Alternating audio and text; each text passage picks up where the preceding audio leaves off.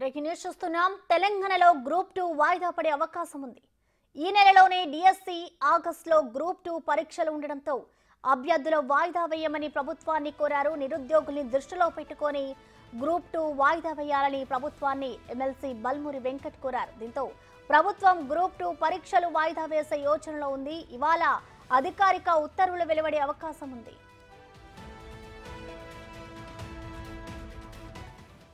దీనికి సంబంధించిన మరింత సమాచారం మా ప్రతినిధి హరికృష్ణ అందిస్తారు. హరికృష్ణ, చెప్పండి, ఈ గ్రూప్ 2 ఎగ్జామ్స్ వాయిదాకి సంబంధించి ఎప్పటి వరకు దీనికి సంబంధించిన ఉత్తర్వులు వచ్చే అవకాశం ఉందనుకోవచ్చు? హరికృష్ణ, ప్రసన్న, జూలై నెలలో డిఎస్సి, ఆగస్టు నెలలో గ్రూప్ 2 పరీక్షలు ఉన్న నేపథ్యంలో గ్రూప్ 2ని వాయిదా వేయాలని తెలంగాణలో ఉన్న నిరుద్యోగులంతా గత కొద్ది రోజులుగా ఆందోళన వ్యక్తం చేస్తున్నారు. అయితే నిరుద్యోగులకు భరోసానిస్తూ నిన్న CM Revanth Reddy press note కూడా నిర్వహించు ఇది నిరుద్యోగుల ప్రభుత్వం, నిరుద్యోగులకు ఖచ్చితంగా భరోసానిస్తుంది. ఇప్పటికే తెలంగాణలో గ్రూప్ 1, గ్రూప్ 2 ఎగ్జామ్లు కూడా గతంలో చాలా కోర్టు కేసులా ఉన్నందున ఆ కోర్టు కేసులన్నీ కూడా ఎత్తించి సక్సెస్ఫుల్ గా గ్రూప్ 1 పరీక్ష నిర్వహించాం. గ్రూప్ 2 పరీక్షను కూడా నిరుద్యోగుల సౌకర్యార్థం దృష్టిలో పెట్టుకొని ఖచ్చితంగా సక్సెస్ఫుల్ గా నిర్వహించాలి. గతంలో జరిగిన అవకతవకలు ఏవి జరగకుండా నిర్వహించేందుకు ప్రభుత్వం కసరత్తు చేస్తున్నట్టు కూడా గ్రూప్ 2 ఎవరైతే ఆ గ్రూప్ 2 పరీక్షను కానీ అదే విధంగా ఇతర ఎగ్జామ్లు కానీ కావాలని పోస్ట్ పోన్ చేయాలని కొంతమంది అపోజిషన్ పార్టీకి సంబంధించిన వాళ్ళు నిరుద్యోగులు రెచ్చగొడుతున్నారు.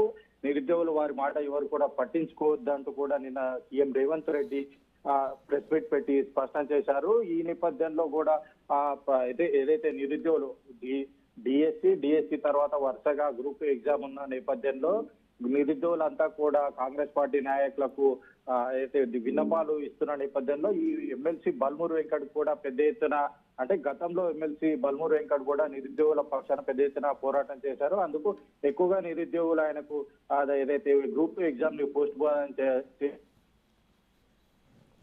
జరిగింది.